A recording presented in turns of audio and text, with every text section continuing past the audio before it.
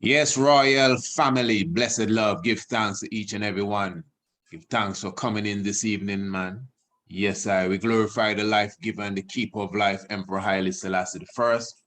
Of course, this is the Honorable Priest Isaac welcoming you to this Thursday evening's edition of the Tiger's Nest. And of course, you know, today is a special day. Today being the 21st day of April. Of course, you know, as Bobo Shanti, we celebrate it as Abraham meet Melchizedek. But as Rastafari in general and any, you know, conscious-hearted human being, we're definitely celebrating, you know, from 1966. We're talking about the anniversary of the visit of Haile Selassie I, specifically to Jamaica, and the meaning of it and the, you know, the fullness thereof.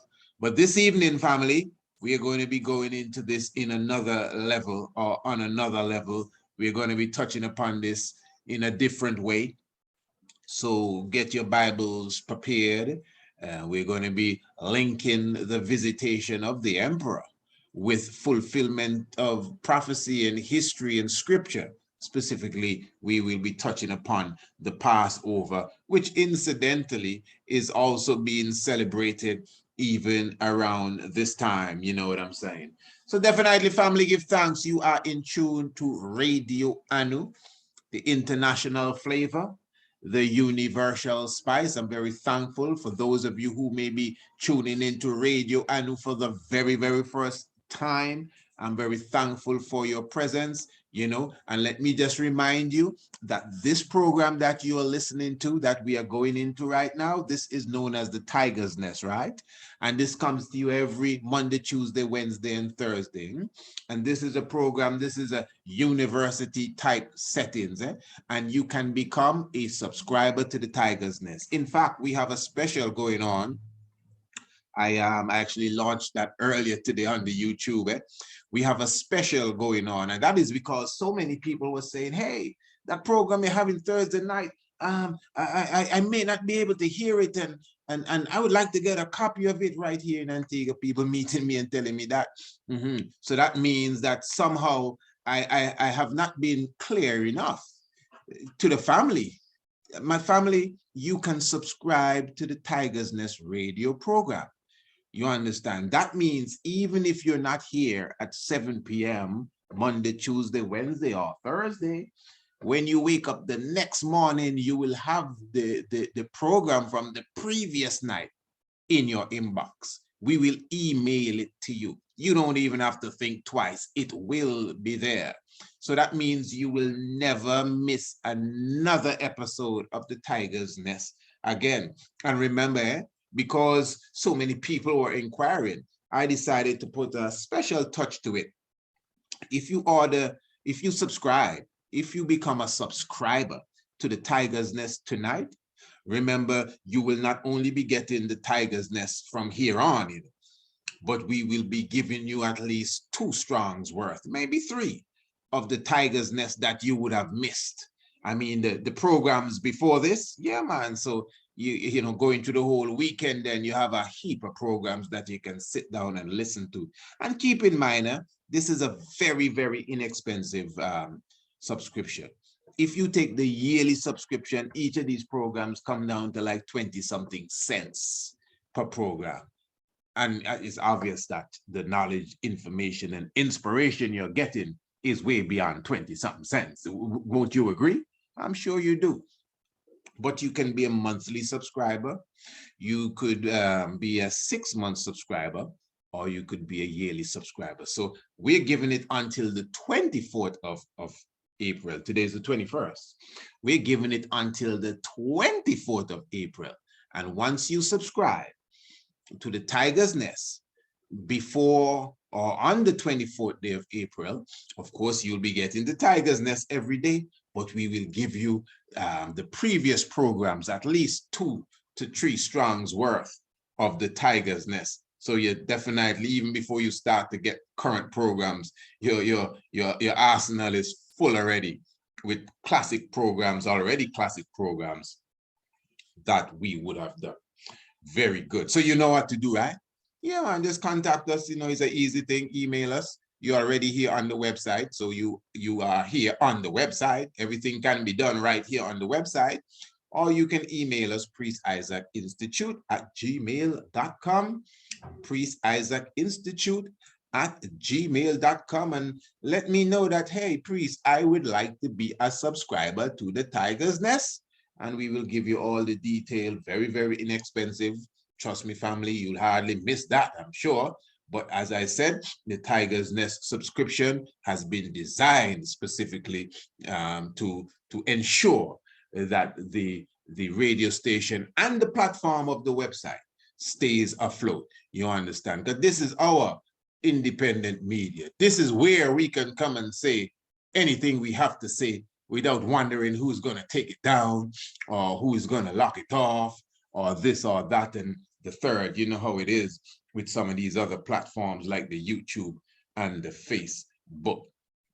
Very good. All right. So family, we're going to be going deep in tonight.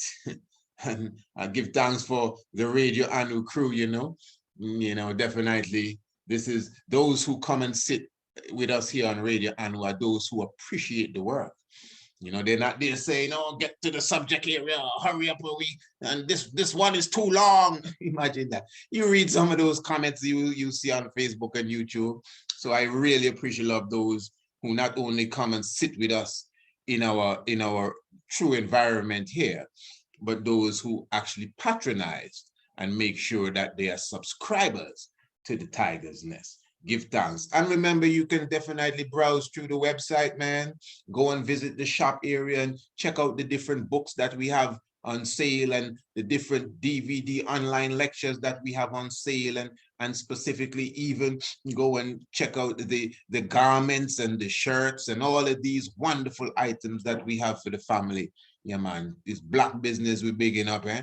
Some of us, we just talk it, but yeah, man, we got to make it our reality. All right, family, you know what I'm going to do. I'm just going to hold a little meds here as we prepare to get into the subject area. And while I do that, just give this a little listen for me. Sister Akia, blessed love.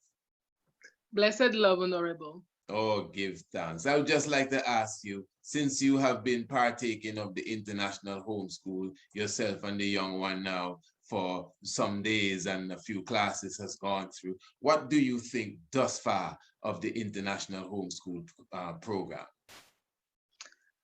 I believe it's the best investment I could have made for my daughter and for myself as well, because learning astronomy and African heritage, it was needed. It was much needed, and the classes are very, very rich. So it takes us sometimes to actually learn everything. And when we watch videos on the same subjects, we understand better. And we also appreciate the music, the Jumbo Bwana songs, the songs with the countries. It's the best investment I could have made for my daughter's education. So I am very grateful for that. I really appreciate that. This is not something rehearsed, and I must say that has touched my heart very deeply. So the young princess herself, so how would you assess your observation, of her, connection to the videos? Because it's me and the young prince and princess, as you would know, and the princess teaching her Swahili, and we do what we have to do. And how would you say she has adapted to it thus far? She really enjoys it, and she's actually looking forward to the classes.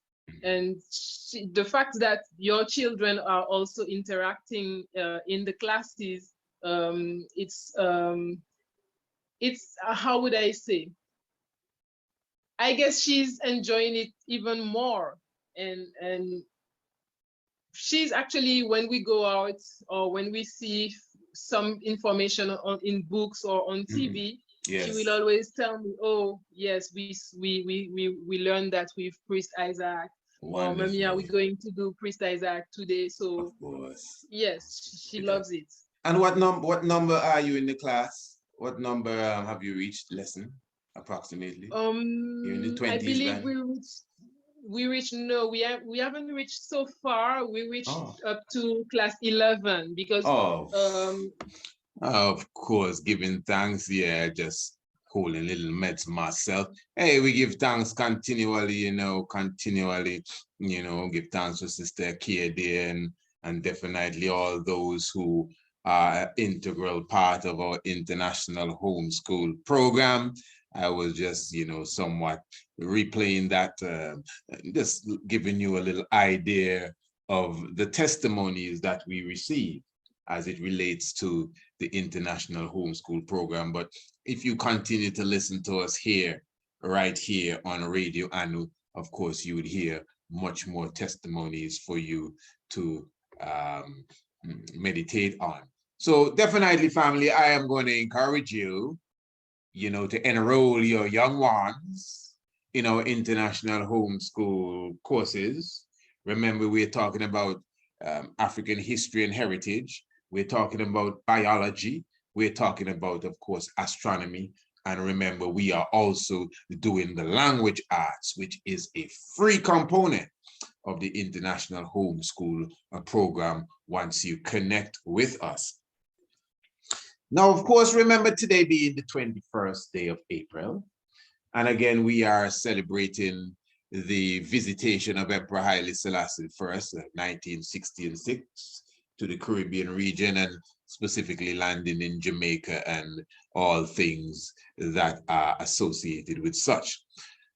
What I would like to do, I would like to begin this program by reading from the book of Exodus.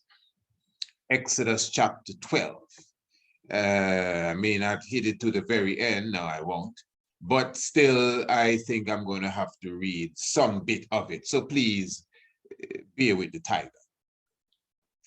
And the Lord spake unto Moses and Aaron in the land of Egypt, saying, This month shall be unto you the beginning of months. It shall be the first month of the year to you.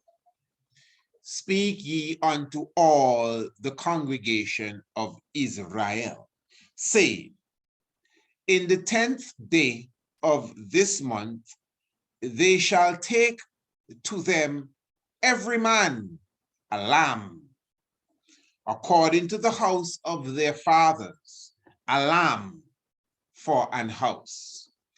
And if the household be too little for the lamb, let him and his neighbor next unto his house take it according to the number of the souls. Every man according to his eating shall make your count for the lamb. Your lamb shall be without blemish. Spotless, I added that. A male of the first year. Ye shall take it out of the sheep or from the goat. Out from the sheep or from the goats. And ye shall keep it up until the 14th day of the same month. And the whole assembly of the congregation of Israel shall kill it in the evening. And they shall take the blood and strike it on the two side posts and on the upper door posts of the house within. They shall eat it. Man, this is like it needs some more chalice. I tell you.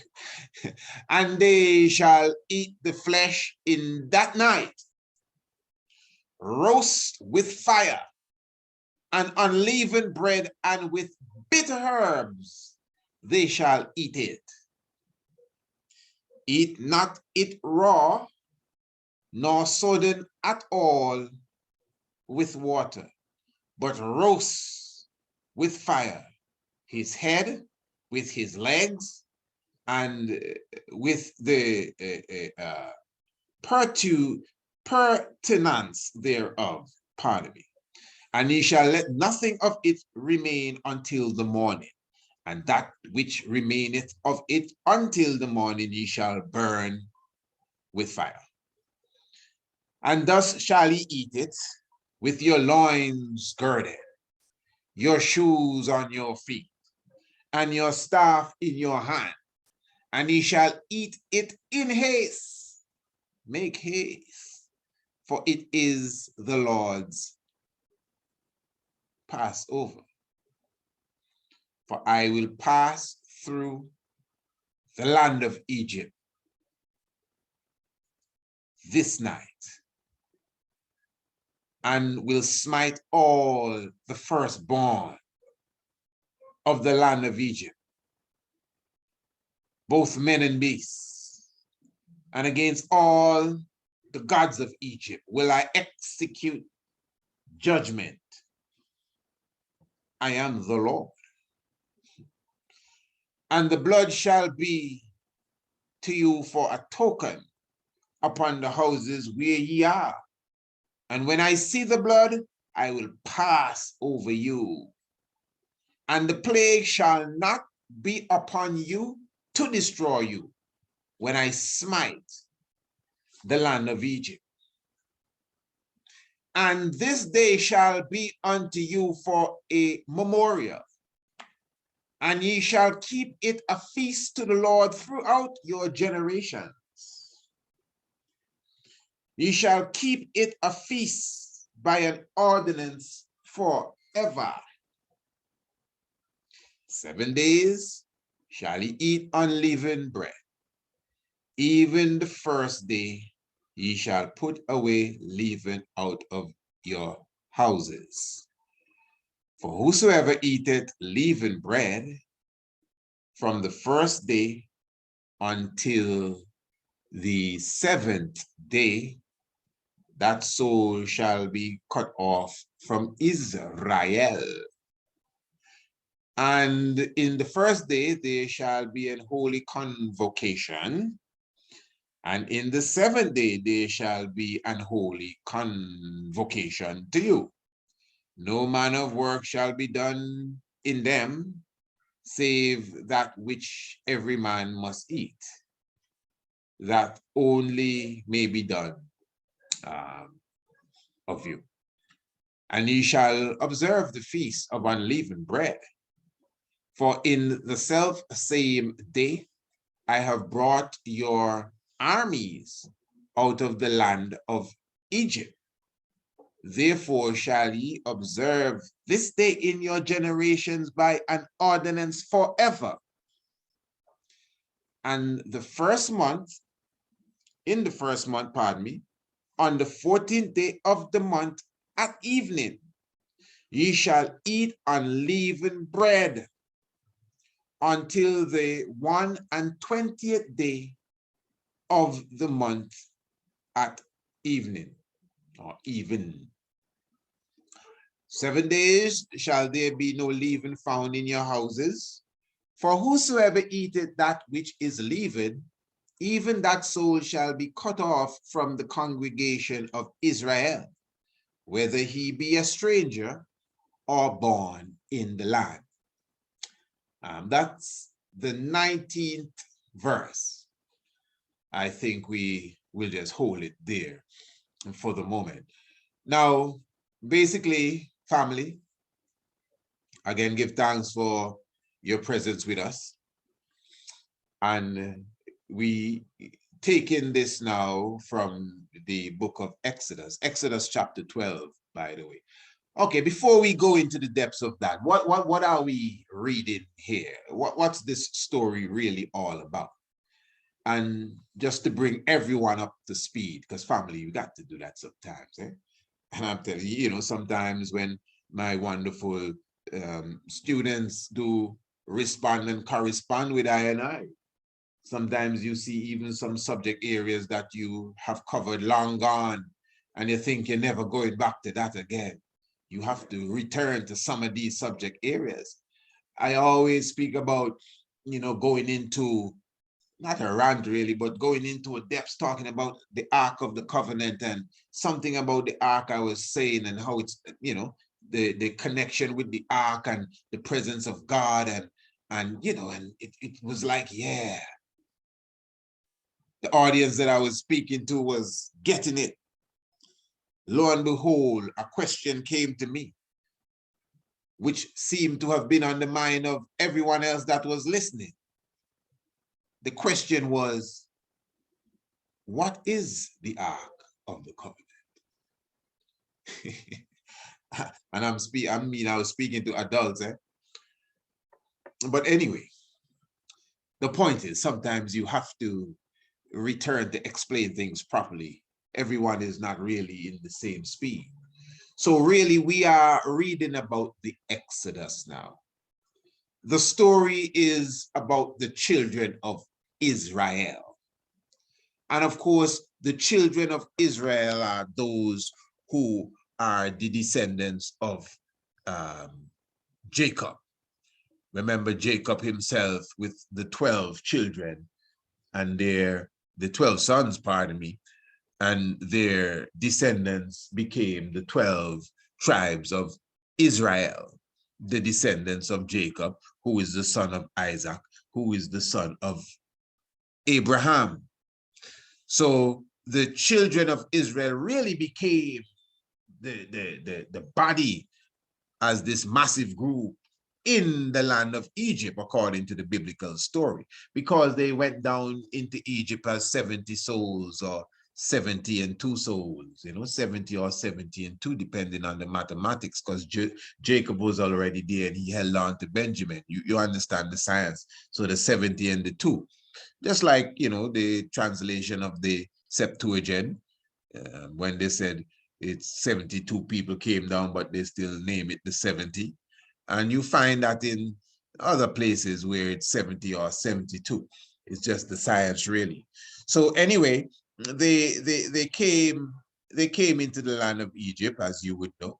And after a while, according to the Bible, there arose a Pharaoh who knew not Jacob, who loved not the Lord. And it is this Pharaoh that rose up that started to persecute these children of Israel.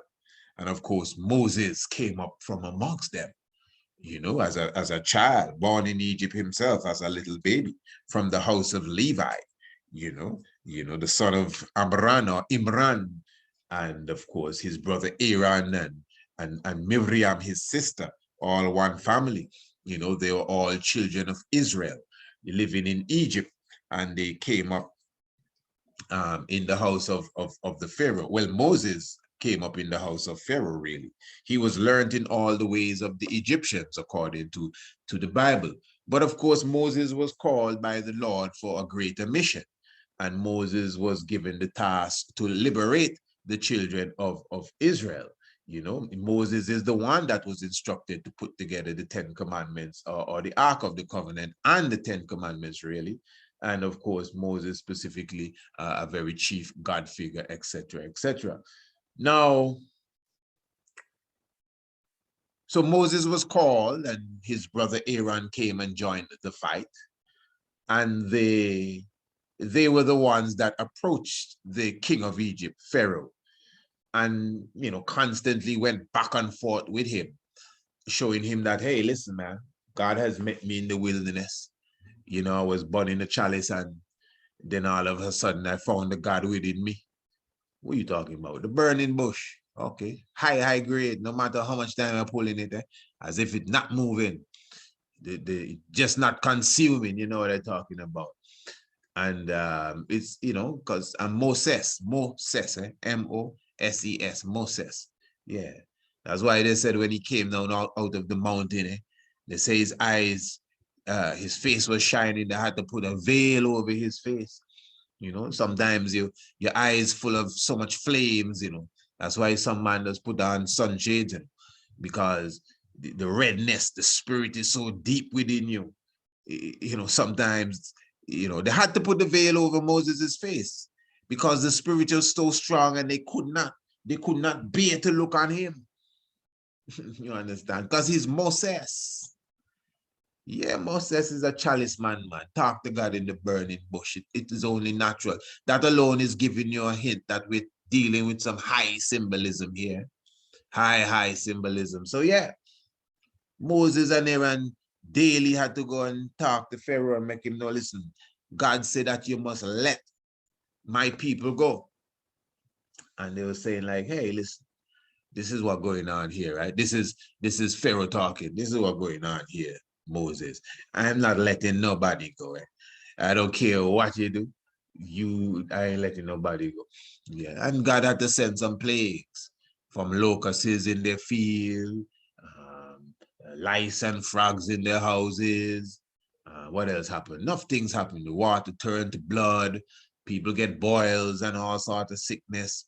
Remember one time Moses had to show him that, hey, listen, God is with me, you know. And Moses dropped down his rod and it turned to a snake.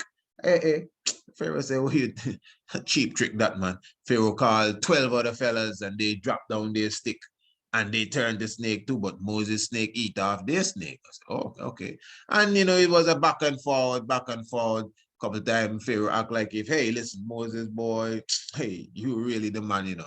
I can't believe it's you I fighting against, man. But come on, let's make a deal, man. I'll work with you. But then he still turned his back and, you know, did ill to Moses. So after seeing all the great works of the Most High, I think about 9 times, the Most High tell Moses, hey, I done with this. I trust me, I done with this now. I gonna give him one more. And believe me, it's gonna push you out. Yeah. And he said that the Lord shall pass over Egypt this night. You know, in the thickness of the night, dark cloud of the night. And he gonna kill all the firstborn of the land of Egypt. And he tell the children of Israel, you know how to save yourself? You just make sure you get a lamb without blemish. You just make sure you get a young sheep that don't have no spot, that nothing wrong with it. It's pure. And you're gonna sacrifice the sheep, a sheep per house. Kill it, I mean, in a man, and deal with the blood a specific way. And then you take the sheep and the blood thereof, and you're gonna beat the pillars of your house, the doorposts specifically of your house. Houses, plural. So when the Most High come through now, in the thick, dark heavens, and he looked down on Egypt, anywhere he see the blood of the lamb staining the door, he gonna spare that household. But when he pass over the houses of the Egyptians and the castle of the Pharaoh and wherever else the Egyptian soldiers are, even animals and so, not getting away, he's gonna take out the firstborn. Some real precise surgical judgment here, that the firstborn, you know, scattershot business, no. Talk about a marksman. So if you have 10 children, we ain't hitting number 2. Number 3, number 4, okay, the firstborn is who gonna die. So if you have a firstborn and your papi's still alive as an old man and you're his firstborn, you better duck out the way too.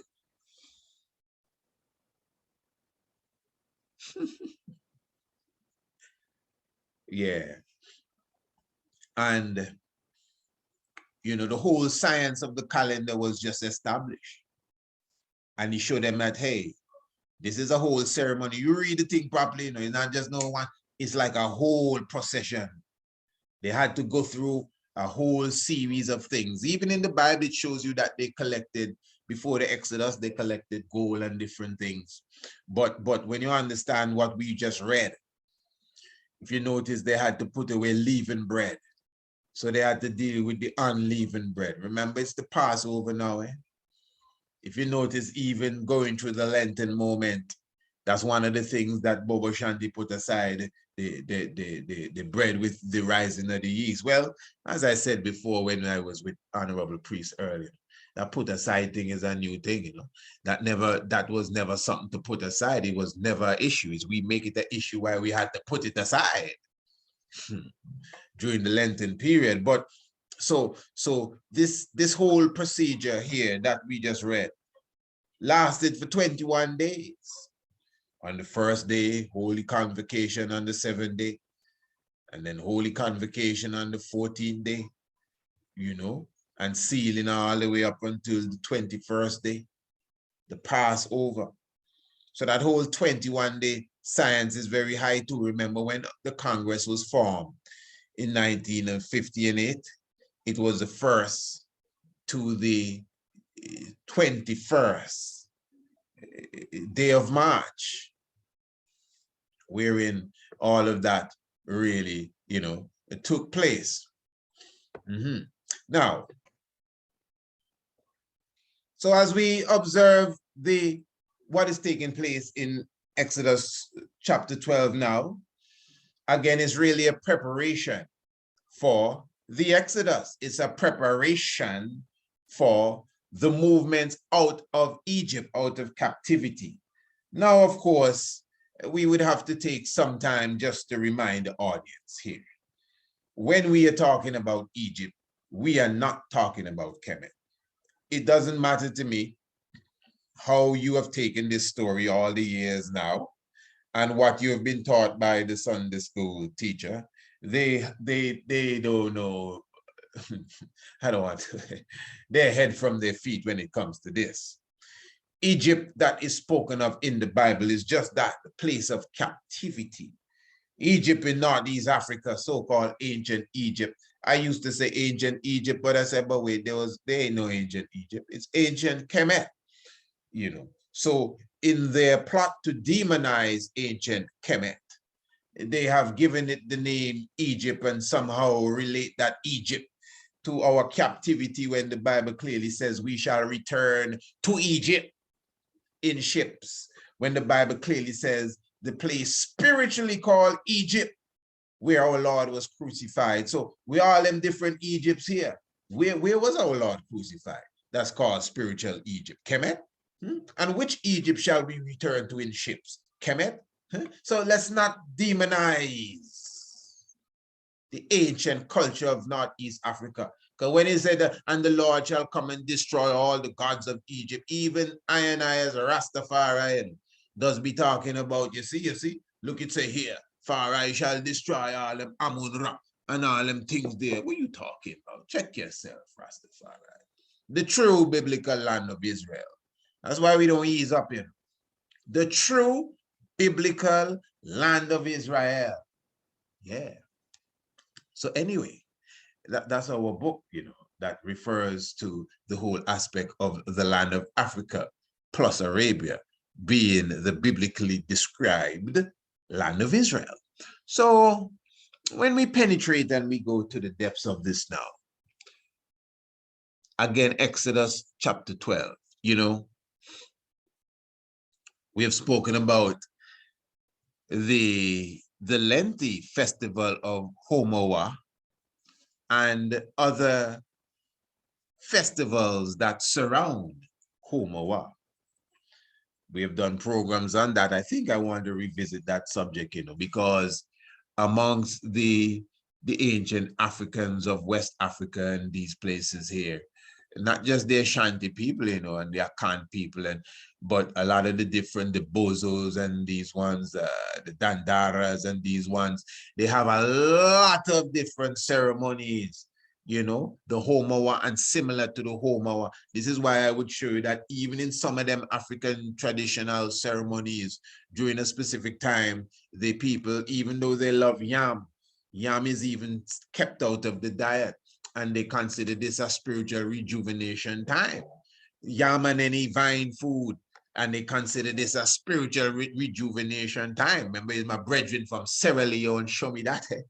So this is not just read it in book, because even our ancient tradition, you can't find enough things in book. But we give thanks for the Melchizedek that come amongst us to teach us the things and unravel the mysteries and unearth things that we never even hear about. Things that the Black Christ teach us, that ones used to deny, we see come into fruition even in the medical and scientific world. Meditate on that. So as I said, in some of them ancient traditions, specifically the Homoa, you see the similar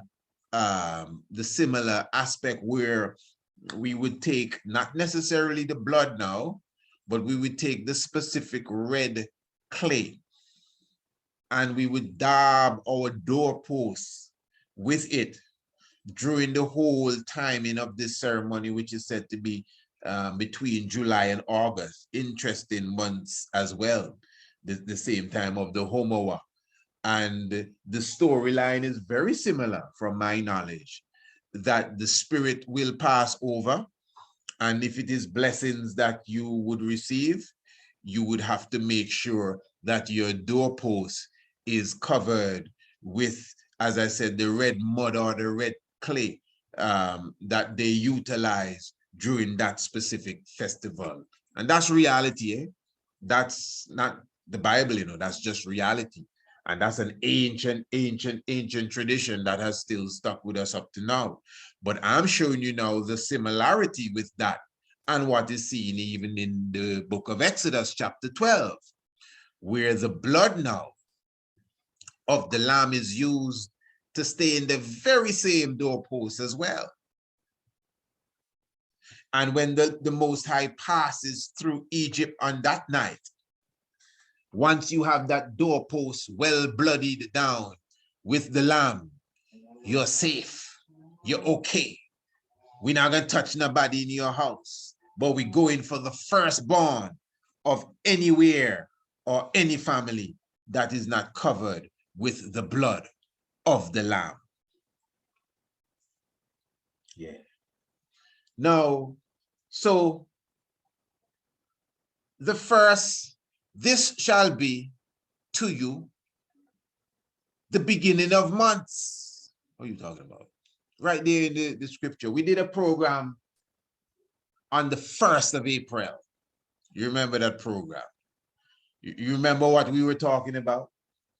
We were talking about the so-called All Fools Day.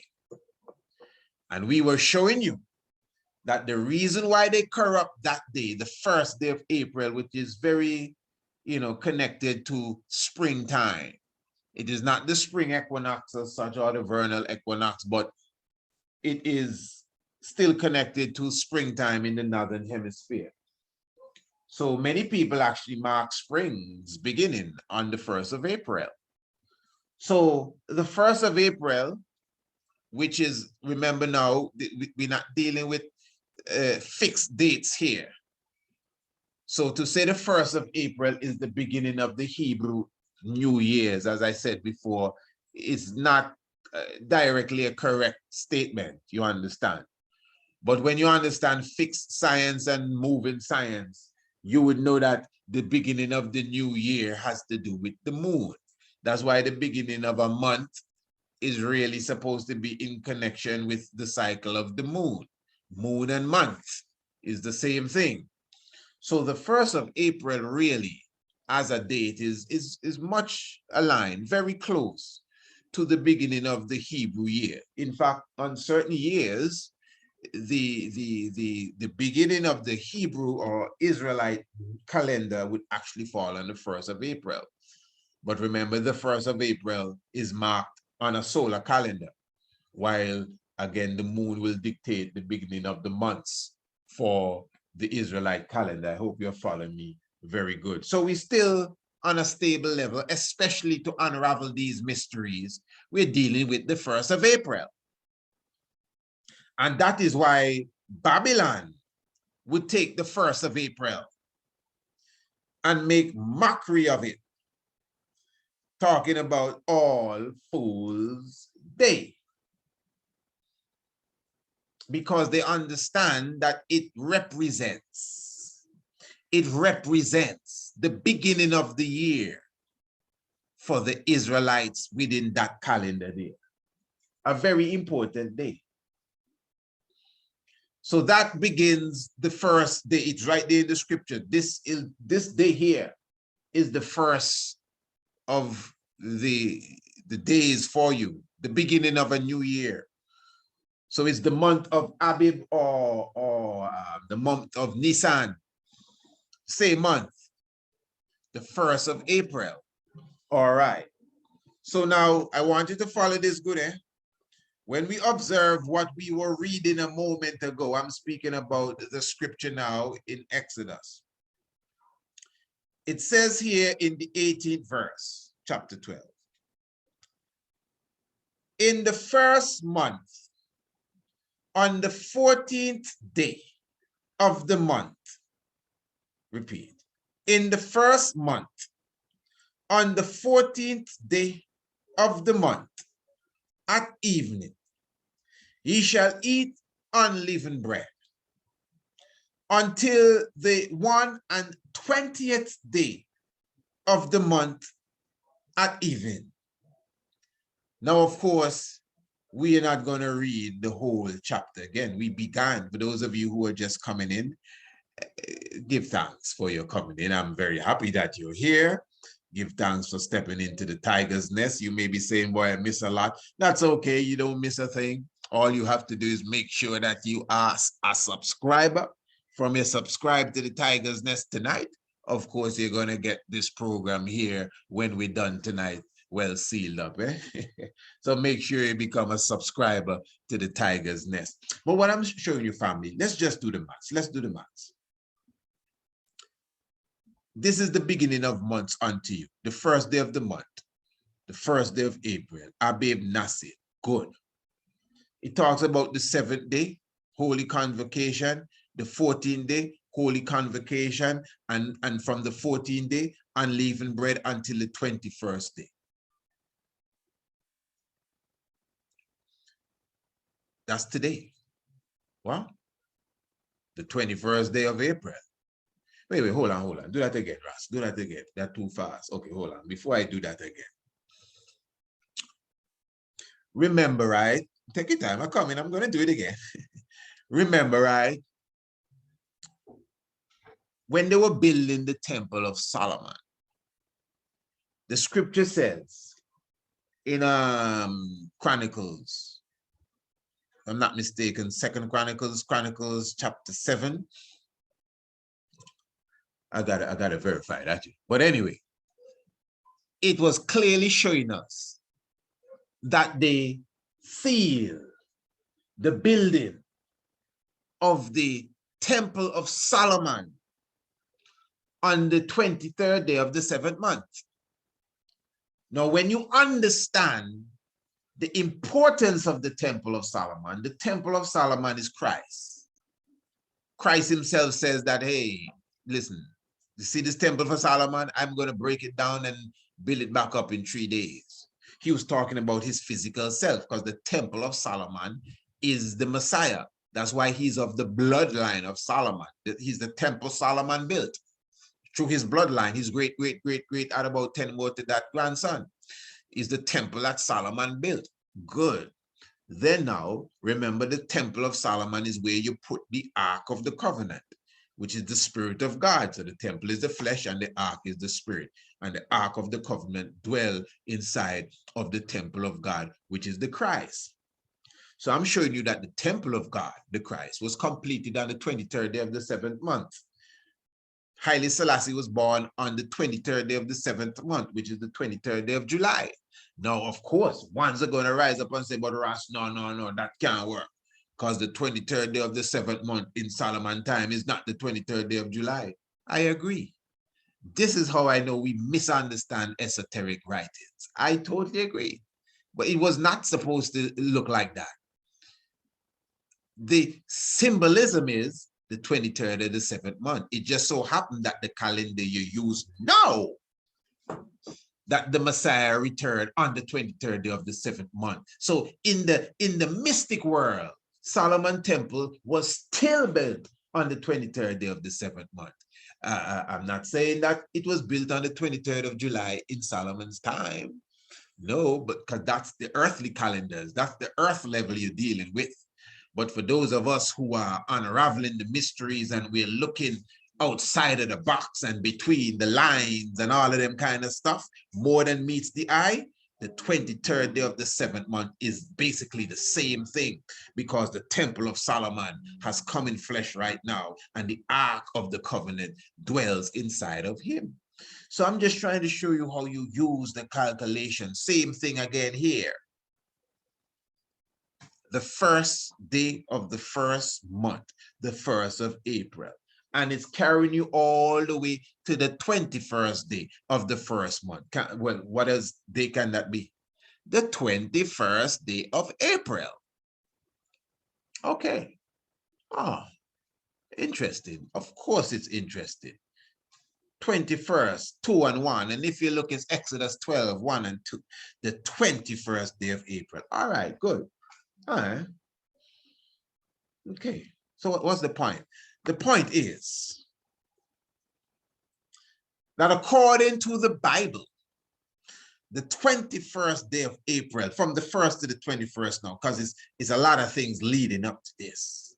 The Lord shall pass over Egypt. And he coming to put down judgment.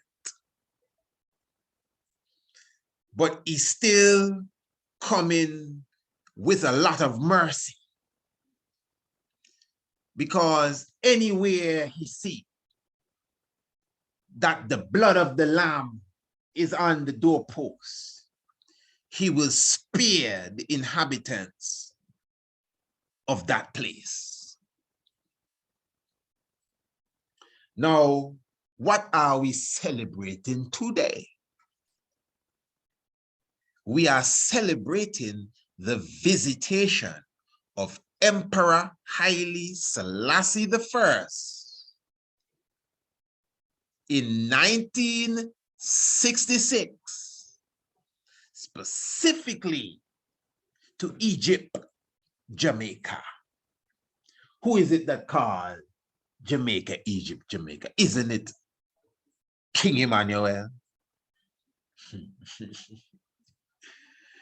Even when we did the program yesterday and we were showing you, listen, when you see Haile Selassie went to Jamaica House and Sheikh Bustamante Hane, that was a serious judgment going down, you know. How many of you have seen the video that we did?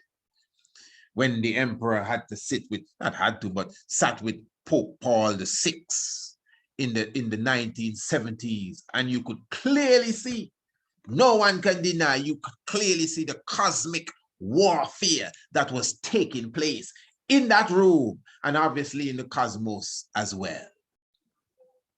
It's the same thing, according to them. Bustamante went blind or had problems seeing or something.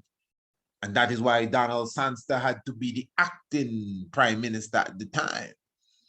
Even when he shake the king hand, you can see the king pull him down and he come down. Go and watch the video again. You can watch the literal documentary and see it for yourself. You understand? So there is some real judgment passing through the earth. Remember, you know, Jamaica, this ain't no easy thing. Keep this in mind. Eh? Yeah, I mean, I love Jamaica. You know? The land itself, I mean, the land is alive, the trees, and just, you know, it's a love. Even the people. But we got to keep in mind that when Haile Selassie visited Jamaica in 1966, on the 21st day of April, that was just a few days shy of the 3rd anniversary of the Coral Gardens massacre, when they crucified Rastafari. You know, remember, even as Bobo Shanti and we talk about the crucifixion of the Christ, we still would lament and reference the Coral Gardens massacre, you know. Why? Because Rastafari in general represent the Christ man. And is crucified Rastafari. They crucified the Christ. And in 3 days and 3 nights, he resurrected. In 3 years, exactly 3 years. Maybe not to the day, but to me, that's close enough. Because all the 21st of April, 1963, they're still hunting Rastaman. It's not as if he stopped on the 12th or the 13th. As I said in the previous program, you have enough races were still in them prisons even at the arrival of the king. All them races that you see coming under the plane, burning the chalice when the king landed. Enough of them were persecuted 3 years prior to that at the Coral Gardens massacre. And this is why, you know, I'm not no party pooper, but you see that 420 thing, just like how they try to rock everything out of Rasta hand, you know, everything they take out of Rasta hand. All the things Rastafari suffer and die for, even the colors of red, gold, and green, you know, people lose their life for that, you know. You understand? The whole world gone with the vegan liberty. I'm a vegan now. Rastafari is the first italist when everybody eating animals. You understand? You see how they run gone with the marijuana too. Oh yeah, medical marijuana and CBD and all sorts of things. When Haile Selassie landed in Jamaica on the 21st day of April, Rastaman that was there tell I that herb was legal for 3 days. While the king was on the ground, you could burn your chalice, even if you were on the other side of the island in front of any police and nobody could trouble you. 1966, me talking, not last year. Oh, if you understand the ramifications of doing them kind of things there. 3 years after the Coral Gardens massacre, now, the Coral Gardens massacre was a peak, but the massacre never really stopped, you know. 3 years after the king come, the plane don't even breaks yet. The plane don't even stop yet. And chalice lighting up under the fuselage. Police have to back away. You tell me about 420. Tell me about 421. The sacrifice of the lamb, man. The sacrifice of the lamb's bread. Tell me about when the king come to try run before me with your pretend hippie holiday. All the Rasta vex when I talk about them things there. I don't care. That's your business. We praising Haile Selassie the first. Now come make up nothing for me. We praising Haile Selassie the first. Legal chalice blazing. Under the plane on the 21st day of April. Yeah. The Lord shall pass over Egypt. Look it right there. Exodus 12. Mark from the 1st of Abib to the 21st. Look him here. And the man coming to put some real judgment on the gods of Egypt too. You know, who do you think the gods are? Not no statue. Bustamante for sure is a god of Egypt. He clearly said kill Rasta. Bring them in dead or alive. And when the prison fill, we can put them in the cemetery. That's his words, you know, Bustamante's words. You have to keep in mind when Haile Selassie came to Jamaica on the 21st of April, that was exactly, follow this good, exactly to the day, 5 years from when the races them visited him in Ethiopia. Okay. Remember 1961, they visited him in Ethiopia. Abuna Basilis gave them robes and turbans.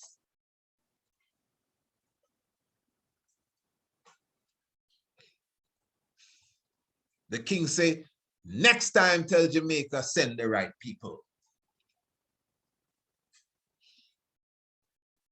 And exactly 5 years, 5 to the T, just like the black 5-point star, black glove King Emmanuel had on his hand when he shook the king's hand. Yeah, exactly 5 years to the day, the emperor come to Jamaica to visit the right people. Remember, he give them robe and turban, you know, nobody making up nothing here. The high priest gave them the Abuna gave them Ethiopian garments there. The garments of the priests, the king was showing them his priests.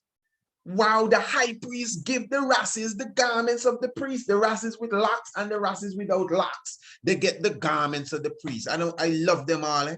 But some of them, when the king come, they have on jacket and tie to greet the king. The king give them the garments of the priests. To me, that's just like when we got the gold medals. The king just keeps showing us, yo, is you run the show.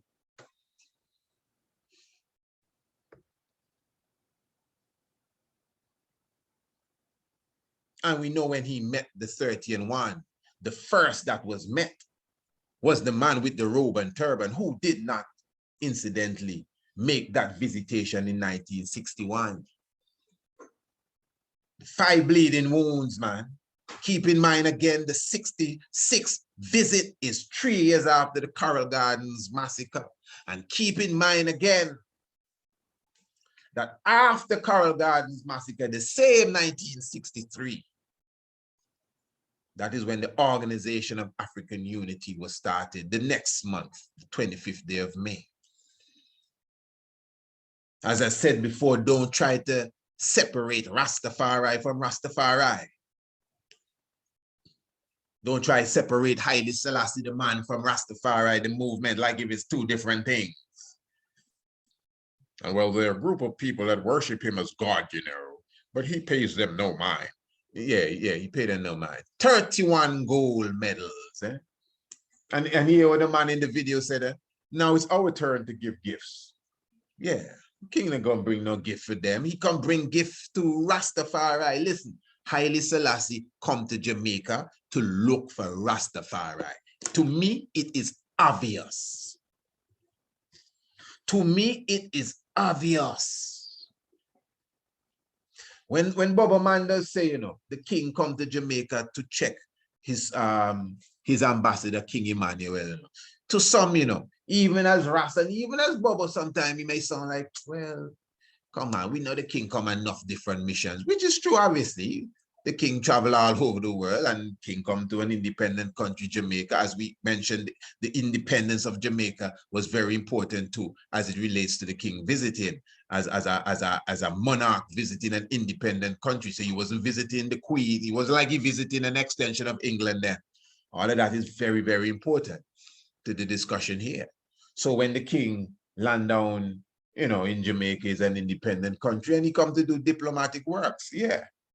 But hey, on the top of the king agenda was to come and see those who praise his name. I positive he wouldn't bring the 31 gold medals for them. How much gold medal he bust them in? How much gold medal Donald Sansa get? How much gold medal the police department get?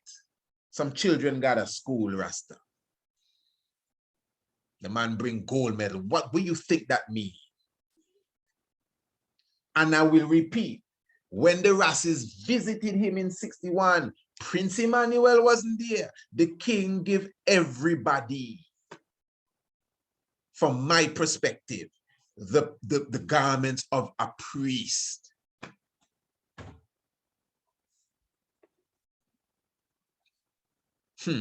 Oh, give thanks. Praise his holy name. I'm telling you.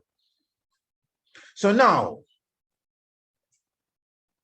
as we said earlier, this uprising on a YouTube video that we did, we were talking about Abraham, and we were talking about Melchizedek. I wonder how many of you saw that video. You didn't see it yet? Yeah. Because, you know, the question was asked, and it's a good question, but isn't Melchizedek higher than Abraham? And, you know, we had to kind of give a little explanation on the science. You see, one thing I didn't mention this morning in that video, those of you who study theology, you would know that the king is higher than the priest, but the priesthood is higher than the kingship. Ooh. The priesthood in a sense is the real kingship. That is why when Samuel was the head of Israel, And they said they want a king. Samuel couldn't understand Samuel, although he's called the prophet Samuel. Samuel is a high priest. And Samuel had to tell God, hey, they said they want a king. And God said, what? Yeah, they want a king like everybody else, walking up and down the place and they can worship him. Well, God said, but I'm the king. Well, you know how you go, you know. And even you as the high priest, you represent my authority. No, them fellas still want a king. And they got Saul, you know, and then according to the scripture, the kingship of Israel was installed from there until the final king, Emperor Haile Selassie I, which is God come as king again. So, but the point I'm making here, God come as priest and prophet. The point I'm making here is that the priesthood in a man, it's the priesthood. You see the same king? When you see the king again, you're going to see him moving like the priest. Because the priesthood is higher than the kingship. No need to be offended, because the king is higher than the priest. Yeah, that's what it is. So hence now the whole Abraham Melchizedek, again, as I said earlier today, you know, it's easy, it's easy to underplay the Abraham character because of how he has been sold to us, you know. It's easy to underplay him. You might see him as father. Abraham had many sons and all of that. Yeah, you may acknowledge that to some degree, but you still underplay the father Abraham character from the real essence of who he is in the mythos. He represents God. All them story you're reading, even though it sound like he and God talking, yeah, man, but Abraham represents God. Noah represents God. Moses is God. No matter how the story read. And God called Moses and he wanted to run away and all of that. Don't worry about that. Don't worry about it. No. I mean, this is why we need to learn how to read Nancy stories, you know, and the allegory, you know, so you don't get too lost. Yeah. So the Abraham, as I said, coming from the slaughter of the kings. Where was Abraham coming from? The slaughter of the kings. So when Abraham came from the slaughter of the kings, he met Melchizedek. I also equated that to the Daniel chapter 7, when Daniel in his vision saw the Ancient of Days. When did that Ancient of Days appear? When all the thrones were cast down. We did a whole program on that about a month or so ago. All the thrones were cast down. We documented the different kingdoms, principalities, and empires of Europe that just one by one just fell from the birth of the Emperor Haile Selassie I. And I beheld till all the thrones and kingdoms, principalities, and empires were cast down, and the Ancient of Days did sit. And that's around 1963. That's why so many African countries were getting independence, because all the thrones were cast down. The Organization of African Unity and the Ancient of Days did sit. Coral Gardens massacre going on at the same time, as Daniel said, they're persecuting the children of the Most High. Oh, man. And according to Daniel, in the night vision 1, like the Son of Man came unto the Ancient of Days. That's the same Melchizedek that met Abraham coming from throwing down the thrones, the slaughter of the kings. Kings rule on thrones. Abraham slaughtered the kings on the thrones. That's in Genesis. In Daniel, the Ancient of Days did sit after all the thrones or kings were cast down.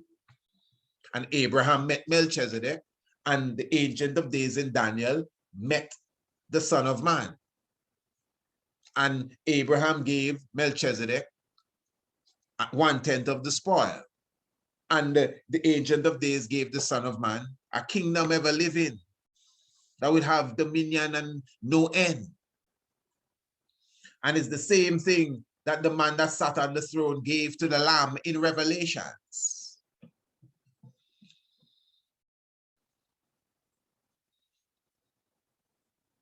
You see, the Lamb is the Christ figure. The Lamb figure is related to the Melchizedek figure. This is why when the Lord passed over Egypt on the 21st day of April, he was seeking, because he coming to destroy, you know, he coming to tear up. He ain't coming to play. But at the same time, he is seeking for those who would have the blood of the Lamb on their doorposts. Now, I mean, in reality, as we're speaking of Emperor Haile Selassie first, let's be clear. I don't want nobody mix it up. Like, it's not like the king when he flying in the plane, he looking down to see who beat up the house with no blood.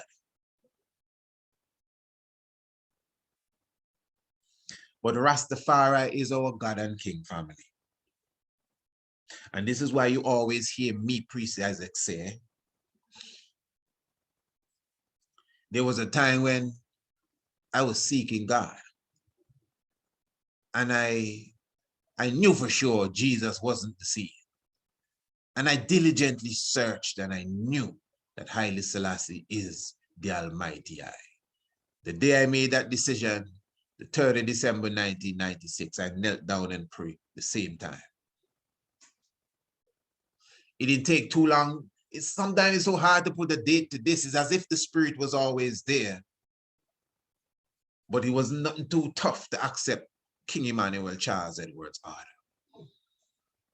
The Sabbath, the position of the red flag, because I already understood science. I knew the rainbow has the red up. And just the whole science of the man order, everything just seemed in order. And it rather, as they say, rather worse now, when I clearly have all understanding that even down to the movements of the stars well aligned with his order. Give thanks. But in 1966, you know, although from 1958, the Congress done start, and remember the king gathered over 3,000 Rastaman. But when the emperor came in 1966, he was looking for the man of R. He came clearly to establish to the world, this is the man of R. Remember when he came the 21st of April, as Queen Elizabeth born day, you know.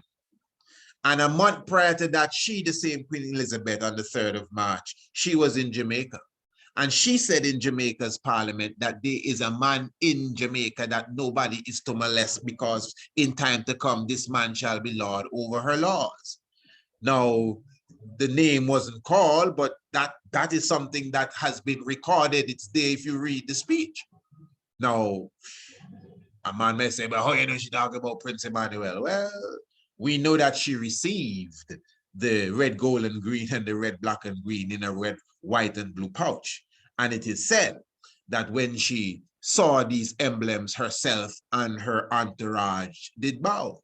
So it's interesting that she herself come again, you know, 1966, 3rd of March, and say these words in the parliament. And a month after, on her birthday, the emperor come to seal up what she say, that there is a man in the land that shall be head or lord over your laws. That's the Honorable King Emmanuel. To me, it's undeniable that Haile Selassie I came to Jamaica for sure to highlight Rastafari. It is obvious. It is obvious. When the crowd was in front of the plane, Emperor called for Mortimer Planner. The emperor called for Mortimer Planner to come and assist him to get out of the plane. He called a Rastaman. It's obvious. It is obvious that Haile Selassie I came to Jamaica 1966 with Rastafari, the people and movement, high on his agenda. This ain't no spooky business, no religion. This is just real. So even in a historical, political, geopolitical sphere, for you to try to pretend he didn't pay no attention to Rasta. Stop your lying. Stop your lying. He didn't call for the commissioner of police to help him get out of the plane. He called for Martin Planner, a man who just took a throat operation and couldn't speak. And he didn't come with no microphone. All of a sudden, he opened his mouth and he spoke. And up until the day he passed, he had one of the deepest, dreadful voices amongst I and I as Rastafari. Meditate on that. Don't be playing with me, yo. Pardon me. Didn't mean to say it like that. Don't be playing. It's just the passion sometimes, eh? Because we just play around too much sometimes. Think this is a joke. So giving the 31 medals ain't no mistake. And giving King Emmanuel first ain't no mistake neither. The man in the robe and the turban. That's the Lamb. Remember when the Lord passed over Egypt on the 21st day of the first month, he looking for the Lamb. When the Lord passed over Egypt on the 21st day of the first month, he's looking for the blood of the Lamb. And I'm not just talking about that one day. I'm talking about the extension even into the time like today. You see, like the time we're living in, from COVID to war here and war there, and all sort of LQB, all kind of funny people rising up. We live in a time when representation of the Lamb, the blood of the Lamb, we live in a time that your doorposts should be stained with the red clay of Homeschool. Yeah. And this is not no fanciful religious idea, you know. This is your living. This is your beliefs. This is your morals, your culture, everything about you. To save physical flesh, to nurture your spirit, and to preserve your soul. Just like you save your physical, you have to take care of your spirit, and you got to take care of your soul. It's reality. It's reality, whether you understand it or not. And I'm telling you, it is the Honorable King Emmanuel Charles Edwards, Prince Emmanuel, who has been bestowed by the elements of nature with that package to take care of all them things. That is why Abraham came and met Melchizedek after the slaughter of the kings. This is why one Melchizedek came to the west to meet the next Melchizedek, who was living in the hills for 7 years. And if you notice, you know, although we use the Bible to show you that that scripture in Exodus 12 is aligned with the visitation of the emperor, you can see for yourself it's more than even theology. It's just reality. As I said, in the next few days, Prince Edward and Sophia, the youngest son of Queen Elizabeth, who is 96 today, will be coming around here in Antigua. Remember, I just spoke about Paul Kagame and why he was passing through. And this is why I said, family, those of you who will be subscribing to the Tiger's Nest, remember all them programs that we did for the whole strong and the previous strong, you'll be getting them too. Yeah. So you'll have a better understanding, even the political scam that is taking place when William and Kate passed through, and then even Brother Paul Kagame. And those of you who are, you know, checking regional, well, speaking of, you know, in the Caribbean, regional politics, you understand the importance of him visiting Jamaica and the whole post of the Secretary General of the Commonwealth. Yeah, man, we talk about all that even last night and the night before in the Tiger's Nest, for those who may not have been here. Understand?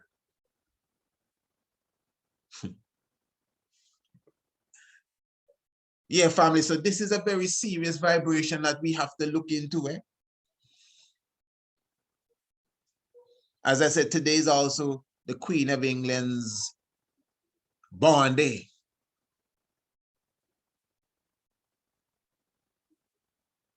And today actually is the born day of my queen as well, you know, and not know as well as of my queen. I ain't putting her with them people there. Yeah, that's my mother, my biological mother. Yes, my biological mother.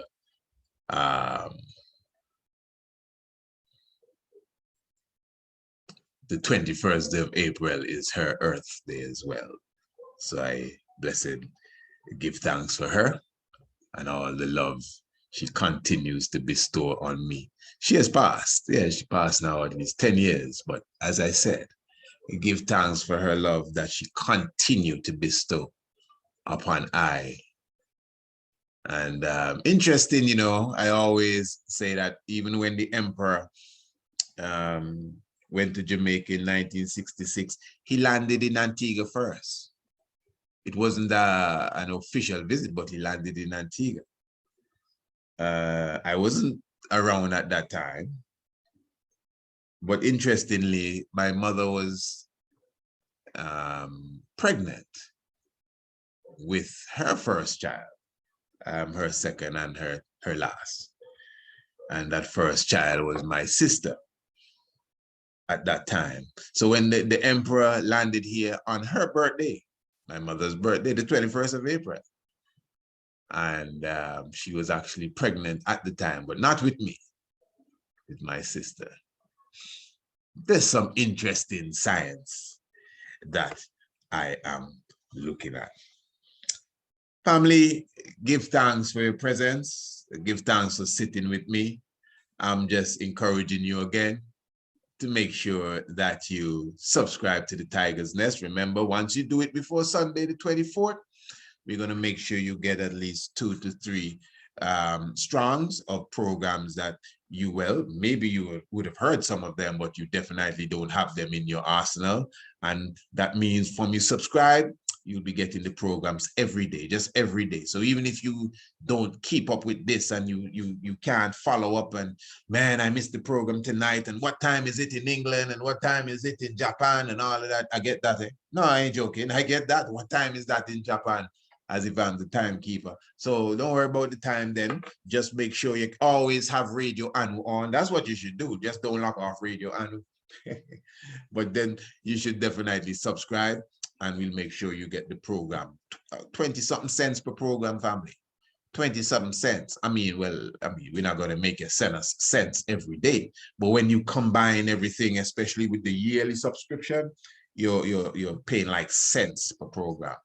So definitely looking forward to your presence. And of course, remember, we're talking about the upcoming Redemption Healing Virtual Edition Natural Childbirthing Workshop.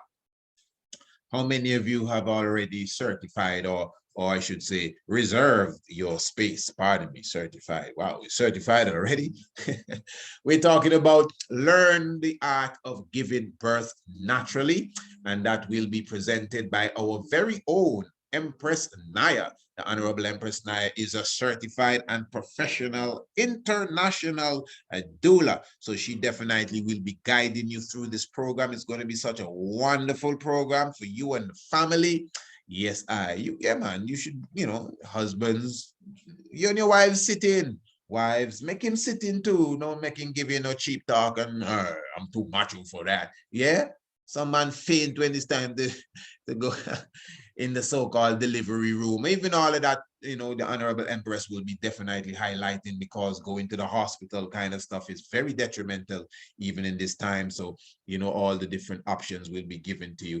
Make sure you become a part of the team and sign up for the workshop. It is only $50, family. Only $50 for this experience, and not just the experience. You will be given a certificate of attendance at the end of it. And in fact, if you reserve your space before the 2nd of May, Monday, the 2nd of May, it is only $35. So, I mean, wow. So definitely, family, make sure you are part of that. You know what to do. Just contact us, priestIsaacInstitute@gmail.com. That's priestIsaacInstitute gmail.com, and give thanks for all the love and all the blessings thereof. And remember, of course, you could definitely make your payments for that using the Cash App or even the PayPal as well. Just visit the website and all the information will be there for you. Yes, family, definitely give thanks for your presence, give thanks for your love, give thanks for righteousness of salvation, and give thanks for stepping into this very special edition of the Tiger's Nest. As we always say, you know, man, there are many lions' dens, but there's only one tiger's nest. Give thanks, Holy Emmanuel, Selassie, Jah, Rastafari.